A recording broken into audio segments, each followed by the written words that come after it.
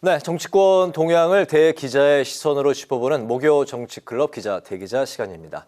오늘도 최병묵 전 TV조선 해설위원, 성한영 한겨레신문 선임기자 두 분과 함께하겠습니다. 어서 오십시오. 네, 안녕하세요. 오늘은 최병묵 위원께서 발제해 오셨죠? 네, 홍준표 대구시장의 수해골프 논란, 그리고 수해골프뿐만 아니고 그 수해골프를 해명하는 과정에서 또 그 여러 가지 논란을 불러일으켰죠. 네. 이걸로 오늘 국민의힘이 윤리위원회를 열었는데 이 문제하고, 그다음에 민주당의 조건부 그 불체포 특권 포기, 이 부분은 여전히 지금 논란이 벌어지고 있습니다. 이 두 가지 문제를 알아보기로 했습니다. 알겠습니다. 오늘 국민의힘 윤리위가 수해골프 논란을 일으킨 홍준표 대구시장에 대한 징계 논의에 이제 들어갔습니다. 오늘 그 오후 4시 30분에 이제 회의를 했는데요. 이제 홍 시장에 대한 징계 개시를 하고 26일에 수위를 결정하겠다, 이런 이제 발표가 나왔네요. 홍 시장은 그동안 이제 그 잘못한 것이 없었다 입장을 처음에 이제 표명을 했다가 이게 논란이 되자 결국 나흘 만에 사과를 했는데, 홍 대표의 징계 수위 26일에 나온다고 하는데 어떻게 예상을 하십니까? 글쎄요, 뭐 징계를 하긴 할 것 같은데요. 수위는 지금부터 며칠 시간이 있지 않습니까? 네. 일단 오늘 의결한 건 징계를 하겠다, 이걸 의결한 거고요. 일단 당사자를 불러서 소명을 좀 들어봐야 되겠죠. 그때 이제 홍준표 시장이 어떤 태도를 취하느냐.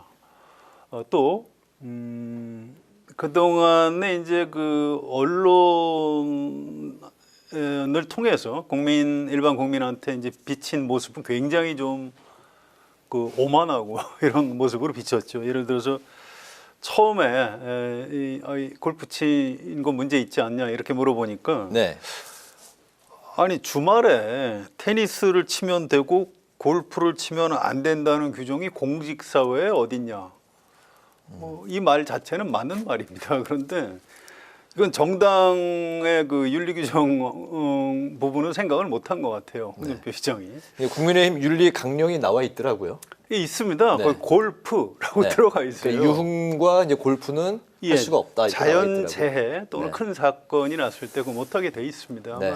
아마 홍준표 시장이 좀 착각을 한 것 같고요. 그래서 뭐 골프를 이용해서 국민 정서법을 빌려서 나를 지금 비난하는 거냐, 이렇게 오히려 막 그 기자들한테 야단을 치듯이, 그게 사실 기자를 야단 친 게 아니죠.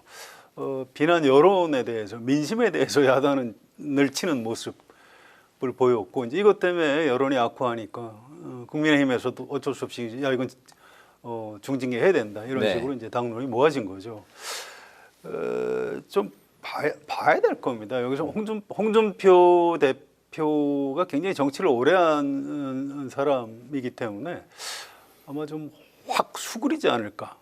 저는 그렇게 예상을 해요. 사실 이게 좀 잘못된 거거든요, 누가 봐도. 네. 그래서 뭐 이걸 뭐 물론 탈당을 뭐 한다거나 이러면 뭐 징계할 이유가 없어요, 당원이 아니니까. 근데 뭐 그렇게까지 할 사람 같지는 않고요.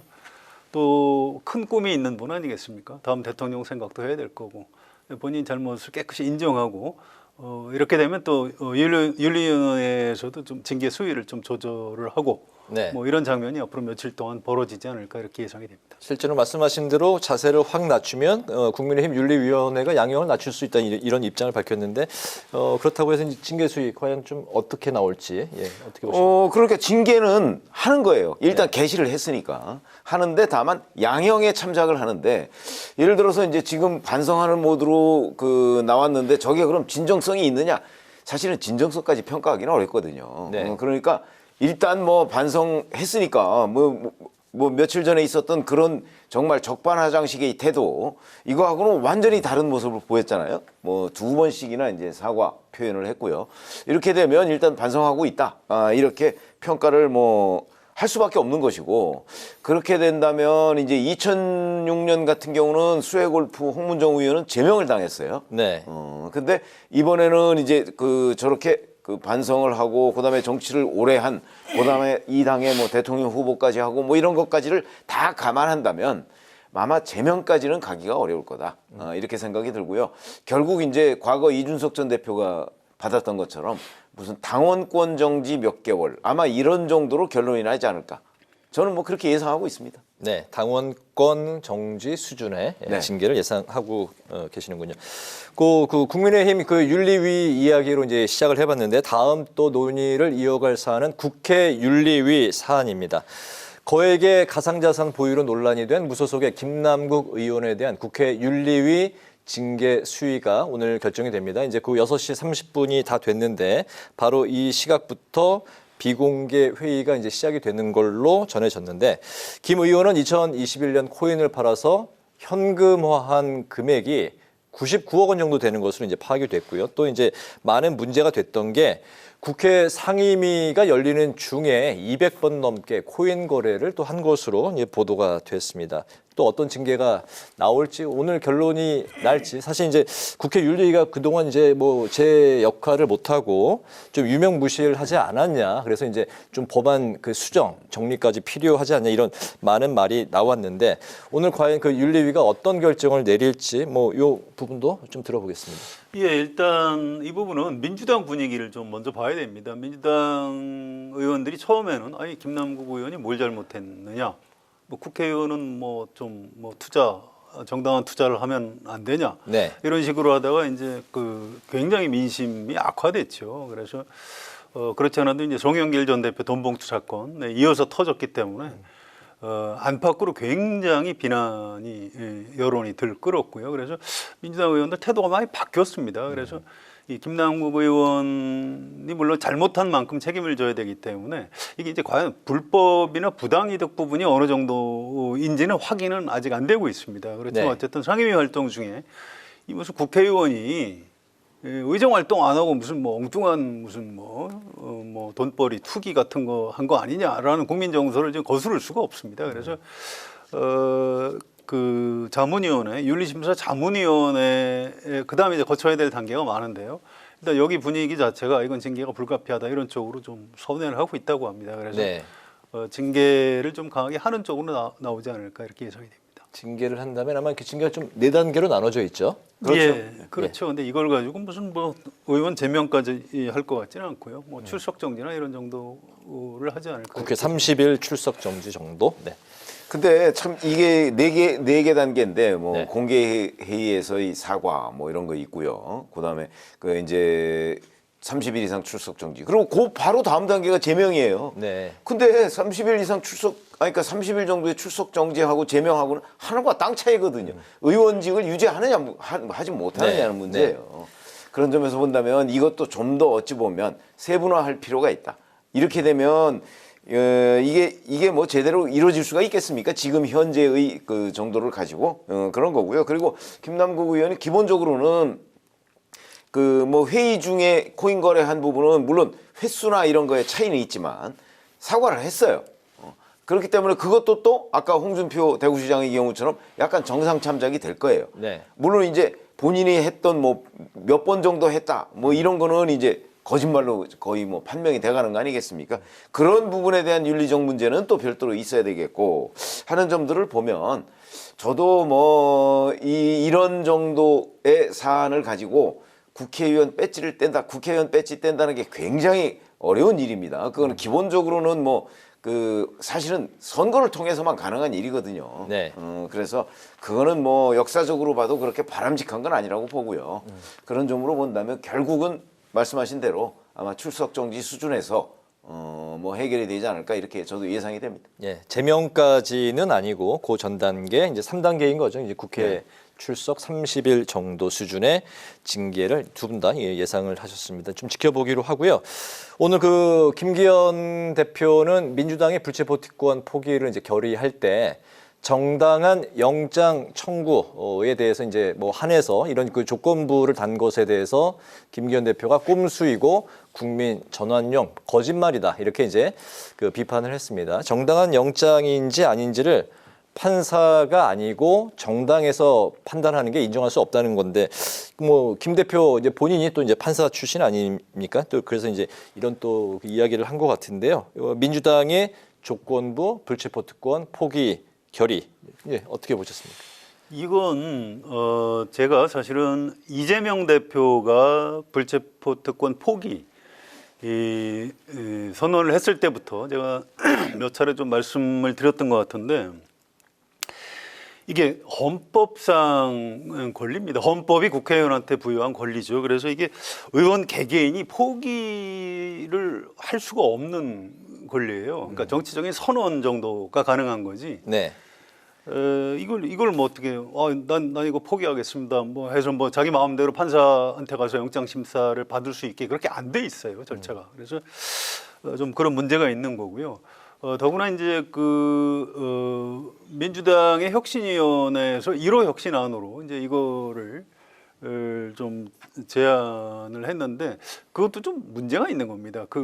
혁신위원회 1호 혁신안 자체가 불체포 특권 포기라는 거에 대해서 당내 공감대가 전혀 없었고요. 이제 의원들이 아니 그게 헌법상 권리인데 그걸 우리 보고 어떻게 포기하라는 거냐 이렇게 얘기하니까 또 혁신위원회도 입장이 좀 약간 곤란해지고 이렇게 좀 발이 얽히고 논리가 막 꼬이고 하다 보니까 이제 뭐 정당한 또는 부당한 체포동의안 이런 식으로 또 갈라서 대처를 해야 되는 뭐 이런 식으로 대처를 할 수밖에 없는. 네. 이게 처음부터 이제 이재명 대표 또 이 혁신위원회 김은경 위원장이 이 불체포 특권을 좀 너무 이렇게 정치적인 사안으로 풀어가려고 하다가 뭐 좀 발이 꼬인 이런 상황인 것 같고요. 이게 이제 그렇다고 해서 뭐 김기현 대표의 국민의힘은 뭐 아주 뭐 좀 잘하고 있고 정당하냐?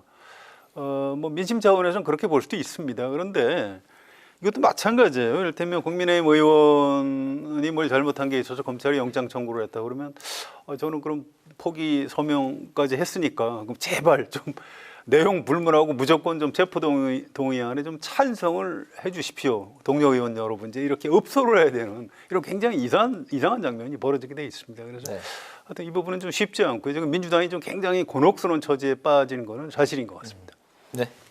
근데 저는 뭐 불체포 특권 포기 선언 물론 헌법에 규정이 돼 있지만 선언할 수 있다고 봅니다. 그거는 정치적인 행위죠. 예를 들어서 방탄국회를 열지 않으면 되는 거예요. 그러면 뭐 국회에서 체포동의안이 예를 들어서 뭐 그 본회의에서 표결을 해야 되는 상황이라면 저는 뭐 법원에 가서 그 영장 실질 심사를 받겠습니다. 네. 이렇게 얘기하면 되는 거예요. 그러니까 충분히 정치적으로 좀 가능한 거다. 근데 그걸 두고 야당에서 뭐 정당한이라고 하면 야당이 검찰의 그 국회의원 영장 청구에 대해서 정당하다고 그렇게 평가할 리가 없습니다. 그렇죠? 그게 민주당 아니라 국민의힘이 나중에 야당 되더라도 절대 정당하다고 평가 안 하죠.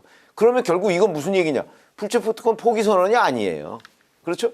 저는 아니고 오히려 이건 유지 선언이라고 봅니다. 불체포 특권을 앞으로도 유지하겠다는 것밖에 안 되잖아요. 네. 그렇기 때문에 저는 김기현 대표가 거짓말 이렇게 얘기를 하고 있는 거라고 보고 뭐 정당한이라는 수식어를 달아서 이렇게 하려면 차라리 없던 일로 하는 게 저는 훨씬 더 국민들한테 공감대도 많이 얻을 수가 있다. 없던 일로 하고 차라리 자 이렇게 논란을 일으켜서 죄송합니다 그러고 사과하는 게 정직한 태도지 무슨 정당한 아니 민주당이 언제 정당하다고 이 구속영장을 평가할 그런 날이 있겠습니까? 네. 저는 없을 거라고 보기 때문에 이거는 정직하지가 못했다 이렇게 평가합니다. 이소영 민주당 대변인이 민주당이 4번 연속 불체포 특권을 이제 뭐 사용했다고 이제 표현이 맞을지 모르겠지만 어쨌든 이제 그런 상황이 국민 눈높이에 맞지 않았다는 것을 이제 뭐 반성 및 인정한다라는 뉘앙스로 논평을 냈었거든요.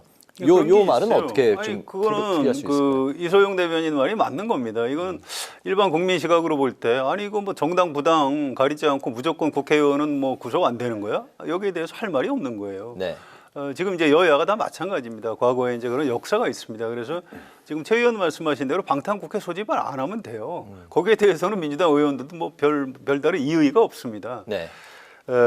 그런데 이게 이제 민주당이 지금 현재 야당인데 혁신위원회에서 이걸 1호 혁신안으로 내놨다가 이걸 의원들이 이건 좀 말이 안 되지 않느냐 이제 주춤주춤하고 이렇게 되면서 이제 국민 앞에 이제 면목이 없게 된 건 사실인데요. 이거 앞으로가 더 문제입니다. 이걸 일단 의원총회에서 이제 민주당은 서명은 안 했어요. 뭐 서명은 안 했고. 일단 의원총회에서 이렇게 추인하는 정도 결의를 한 건데 실제로 앞으로 이제 영장 청구가 될 경우에 이제 이걸 이제 어떻게 부당한과 정당한을 어떻게 가릴 것이냐 네. 굉장히 좀 어려운 문제로 남은 거죠. 그래서 이 문제는 앞으로도 두고두고 민주당의 발목을 잡을 가능성이 굉장히 높은 것 같습니다. 네. 불체포 특권에 대한 그 민주당의 입장에 또 이제 그 관심의 이제 포인트가 바로 이재명 그 민주당 대표 아니겠습니까? 요 논의는 오늘 그 마지막 이슈로 이제 그 남겨두기로 하고 이재명 대표하고 이제 관련된 이야기가 이제 또 앞에 좀 논의를 해야 될 것 같습니다. 바로 오늘 뉴스 중에 이제 가장 큰 좀 정치적 그 이슈가 아닐까 싶은데 불체포 특권 포기를 선언한 지 하루 만에 이재명 대표 이제 사법 리스크가 재부상을 했습니다. 바로 그 쌍방울 대북 불법 송금 의혹에 연루된 이화영 전 경기도 평화부지사가 발언을 이제 그 번복을 했습니다. 당시 이재명 경기지사에게 관련 사안을 보고를 했다 이렇게 이제 번복을 했는데 이에 대해서 이재명 대표는 검찰이 수사가 아니라 정치를 하고 있다 이렇게 이제 반박을 했고요. 이화영 전 부지사의 아내는 또 탄원서를 작성한 게 이제 공개가 돼서 또 여러 이야기 이슈를 낳고 있습니다.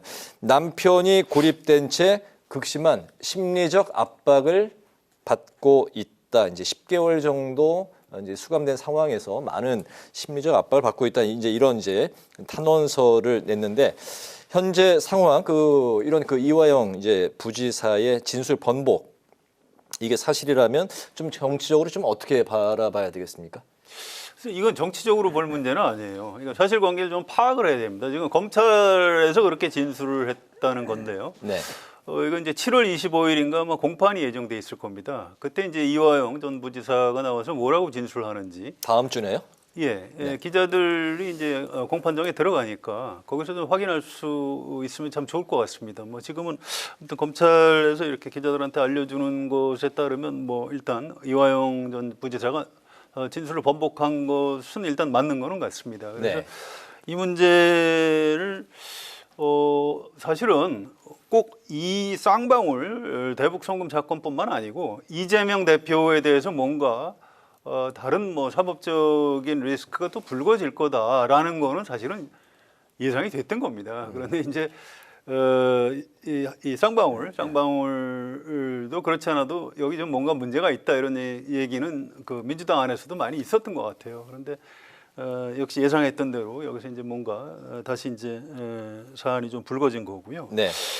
저는 이 부분은 좀 검찰 수사를 조금 더 지켜봐야 될 것 같습니다. 시간이 좀 걸리겠지만 이재명 대표가 잘못한 게 있고 불법을 저질렀으면 거기에 대해서 책임을 져야죠. 이게 사필 규정인 겁니다. 그런데 아직은 사실관계가 좀 확정이 안 됐기 때문에 조금 더 시간을 두고 지켜볼 필요는 좀 있는 것 같습니다. 네, 정치적으로 바라보는 그 시각도 많이 있는 것 같습니다. 예를 들면 뭐 그 좀 이화영 부지사가 이제 뭐 정치 생활도 했었던 의원 출신인데 이해찬계로 이제 그 더 분류가 됐고 했기 때문에 이해찬계에서 좀 약간 손절을 한 게 아니냐 뭐 이런 이야기도 나오고 있는데 어쨌든 아니요, 그렇게까지 그걸 너무 그렇게 확대 해석한 건가요? 그렇게 볼 일은 아니고요. 이건 사람이 지금 구속돼 있고 이재명 대표도 감옥에 가느냐 마느냐 굉장히 엄중한 문제가 걸린 겁니다. 이걸 이제 이해찬 전 대표하고 뭐 가까웠고 이런 식으로 다 해석을 할 그런 문제는 아니에요. 굉장히 엄중한 사안입니다. 네.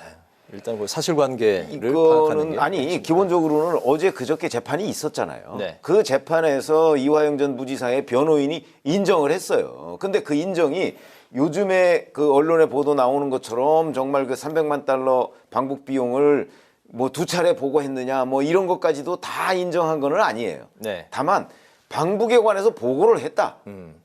그리고 그러니까 그거를 그 이재명 대표가 알고 있었다 정도까지는 변호인이 인정을 했거든요. 네. 그러니까 사실관계는 어느 정도는 확인이 된 거예요. 그러니까 이화영 전 부지사가 이제 번복을 했다는 거는.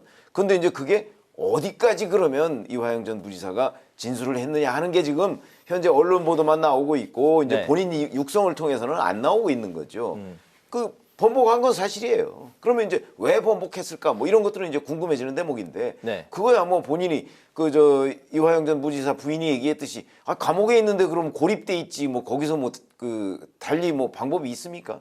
그러다 보니까 고립돼 있어가면서 본인이 져야 할 책임 뭐 이런 것들도 심사숙고하고 하다 보니까 이제 좀 아무래도 흔들리겠죠. 저는 뭐 그래서 그리고 증거도 많고요. 김성태 전 회장이 워낙 상세하게 이 부분을 이제 실토를 하니까 네. 그러니까 이제 도저히 부인할 수가 없는 상황에 몰려서 저는 이렇게 했다고 보는 입장이에요. 그러면은 이제 이거는 그 다음 주 화요일에 또 재판이 있습니다만은 아마 거기서도 이제 이화영 전 부지사가 뭐 검찰에서 자기가 어떻게 얘기했노라 하는 거를 또 이렇게 다 실토를 할 가능성이 전 대단히 높다고 보거든요.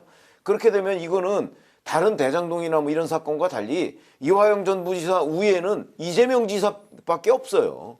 그러니까 만약에 이 사실이 확인이 되면 이재명 지사한테는 당시 지사한테는 치명적인 범죄 혐의가 되는 거죠. 이게 제3자 뇌물죄거든요. 네네. 그런 점에서 본다면 뭐 어디까지 진술을 했는지는 지금 언론 보도만 있고 변호인은 일부만 인정했지만 만약에 지금 언론 보도에 있는 대로 다음 주에 인정을 한다면 이재명 대표에게는 아주 그 치명적인 이유가 될 것이다. 그래서 심지어는 뭐 이걸로 이제 뭐 구속영장까지도 가능하지만 뭐 이거 하나 가지고 구속영장을 청구할 것인가 아니면 뭐 백현동이나 뭐 다른 거와 이렇게 또 묶어서 할 것인가 그거는 좀 더 지켜봐야 되지만 네. 여하튼 이 진술 이화영 전 부지사의 진술 실토 이거는 이재명 그 대표에게는 굉장히 그 어떤 풀어야 할 난제다 이렇게 생각합니다.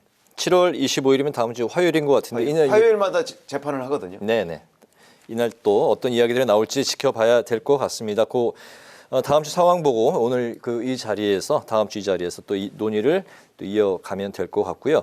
마지막 이슈는 뭐 또 관련된 겁니다. 이재명 대표에 대한 만약에 그렇다면은 구속영장이 청구되고 체포 동의안이 다시로 국회로 넘어온다면 민주당이 최근에 이제 결의했던 정당한 조건부에 해당하는 그런 정당한 영장 청구가 될 수 있을 것인지 그렇기 때문에 이런 체포 동의안을 또 거부하는 불체포 특권을 또 이제 사용할 것인지 이 부분에 대한 것까지 좀 논의를 오늘 마지막으로 해보고 마무리를 짓겠습니다. 그게 사실은 너무 많이 나간 얘기입니다. 왜 그러냐면 이게 이화영 전 부지사의 진술이 일단 확인이 돼도 네. 검찰이 이재명 대표를 다시 소환을 해야 돼요. 뭐 당사자를 불러서 물어봐야 되지 않겠습니까? 네. 이제 이재명 대표가 그 전에도 나갔기 때문에 이거 갖고 소환하면 검찰청사에 나갈 겁니다. 그럼 가서 이제 뭐라고 진술을 하는 건지. 또 영장 청구라는 게 그냥 뭐 무조건 자동적으로 하는 거는 아니지 않습니까? 증거인멸이나 도주의 우려가 있고 범죄 내용이 굉장히 중할 때 이제 하는 거죠. 우리나라 재판은 어쨌든 불구속 재판이 원칙입니다. 더구나 이재명 대표는 지금 제1야당의 대표고 지난 대선에서 윤석열 대통령하고 아슬아슬하게 선거까지 치렀던 굉장히 유력한 정치인이에요. 이거 검찰에서 영장 청구에 대한 판단을 할 때도 굉장히 쉽지 않을 거다. 이제 이렇게 생각이 되고요. 또 영장 청구를 해도 이게 국회 회기하고 좀 관련이 있습니다. 지금 7월 28일까지가 7월 임시국회가 끝나요. 네. 그다음에 7월 29일부터 국회가 없습니다. 8월 15일까지. 그 사이에 혹시 영장 청구를 하면 국회가 회기가 아니기 때문에 그냥 뭐 이재명 대표가 가서 판사한테 영장 심사를 받으면 돼요. 네. 그런데 8월 16일 이후에 8월 16일이 이제 8월 임시국회가 시작되는 날입니다. 또 9월은 바로 정기국회가 시작이 되죠. 그래서 8월 16일 이후에 영장 청구를 하게 되면 국회에서 체포동의안 표결을 해야 되는 거죠. 네. 그럴 때 이제 민주당이 어떤 태도를 취하는가 이것도 좀 굉장히 좀 어려운 고차방 정식이 되겠죠. 지금 말씀하신 내용은 이제 절차적으로 다 맞아요. 그런데 이제 8월 16일 이후에 만약에 구속영장이 들어왔을 경우에 그럼 네. 이제 체포동의안이 국회로 넘어오지 않겠습니까? 자, 그러면 지금 현재 이재명 대표의 입장을 보면 그건 반드시 정당한 영장 청구가 아니라는 입장인 것으로 보여요. 자, 그러면 이재명 대표가 본인이 국회 교섭단체 대표연설에서 얘기했던 불체포 특권 포기 이거를 과연 할 것인가 말 것인가, 그렇죠? 그게 굉장히 중요해져요. 그걸 이제 정치 문제가 되는 거예요. 근데 지난번에 그렇게 하겠다고 선언한 거 아닙니까? 포기하겠다고? 아니 선언했는데 네. 이건 이제 본인은 이건 정당한 영장 청구가 아니야 이렇게 볼 거 아니겠어요. 그러면 정당한 영장 청구는 거부하는 걸로 체포동의안 부결을 하는 걸로 의원들이 의견을 모은 거 아닌가요?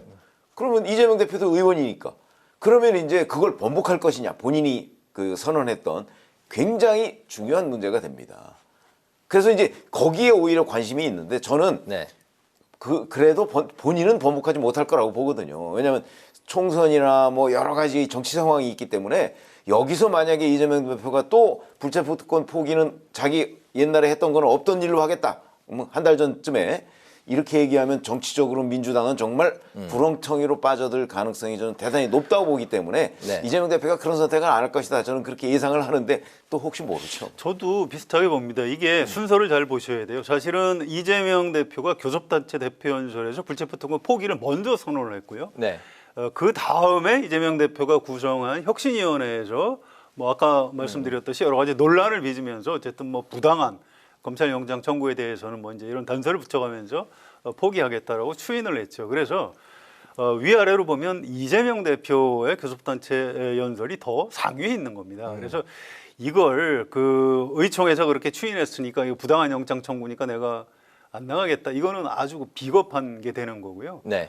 정치인이 가장 피해야 되는 게 이제 비겁하다 이렇게 이제 비치게 되면 정치를 그만둬야 됩니다. 그래서 저는 아무리 뭐 지금 뭐 검찰이 수사가 아니라 정치를 하고 있다 말을 이렇게 해도 만약에 8월 16일 이후에 영장이 들어오면 제가 그러면 법원에 가서 한번 받아보겠습니다. 영장이 정당한지 부당한지를 받아보겠습니다. 여러분 통과시켜 주십시오. 이렇게 하는 것이 옳고 정당한 곳 그렇게 해야 또 이재명 대표가 정치적으로 살 길이 열린다 이렇게 생각을 합니다. 당위성대로 향후 이 사안이 어떻게 또 흘러갈지 그렇게 흘러갈지 말씀하신 대로 흘러갈지 또 그렇지 않은 또 어떤 또 변수가 또 그동안에 그렇지 또 생길 수 않다는 있는 예상도 거죠? 있어요. 네네. 또 어떻게 흘러갈지 앞으로 지켜봐야 될 사안입니다. 굉장히 중요한 정치적인 사안이죠. 오늘 마무리로 두 분의 한 줄 논평 들어보겠습니다. 성 의원님부터 들어볼까요? 예, 홍준표 시장이 아마 지금도 좀 속으로는 억울하다고 생각할 것 같아요. 그런데 어쨌든 마지막에 사과하고 또 앞으로 아마 추가 사과를 더 할 겁니다. 네. 그건 결국 민심이 무섭다는 걸 알기 때문에 이제 그런 것이고요. 우리가 지금 금방 얘기했듯이 이재명 대표가 이제 어떻게 선택을 하느냐 이 문제도 정치인으로서 내가 어떻게 처신하는 것이 국민들한테 정당하게 비치느냐 이 부분을 아마 마지막까지 고민을 하게 될 겁니다. 네. 그래서 오늘 제 한 줄 논평 정치인은 민심을 이길 수 없다라고 하겠습니다. 알겠습니다. 네. 저는 김남국 의원 문제를 산 그 국회 윤리자민위원회 얘기를 하고 싶은데요. 사실은 그 자꾸 뭐 자료를 내라고 하면서 무언가 사실관계를 규명하려는 듯한 모습을 보이다 보니까 계속 연장이 돼서 제때 결론을 못 나지 않았습니까? 네. 저는 이게 문제라고 보죠. 어차피 여기는 수사기관이 아닙니다. 그러니까 뭐 사실관계를 밝힐 수도 없습니다. 밝힐 능력도 없고요. 그런 점에서 이렇게 자꾸 뭔가 자료를 내서 우리가 뭘 규명을 하겠다고 하면서 시간을 끌었던 이 과정, 그걸 제가 한 줄 논평으로 국회윤리위원회의 직권남용 이렇게 정리를 했습니다. 네. 오늘 목요 정치클럽 기자 대기자 지금까지 최병묵 전 TV조선 해설위원 성한영 한겨레 신문 선임 기자 두 분과 함께 민주당의 조건부 불체포 특권 포기 논란 그리고 또 입장을 바꾼 이화영 전 부지사의 발언 후폭풍에 대한 오늘의 전국 현안을 두루 또 살펴봤습니다. 오늘도 좋은 말씀 감사드립니다. 고맙습니다.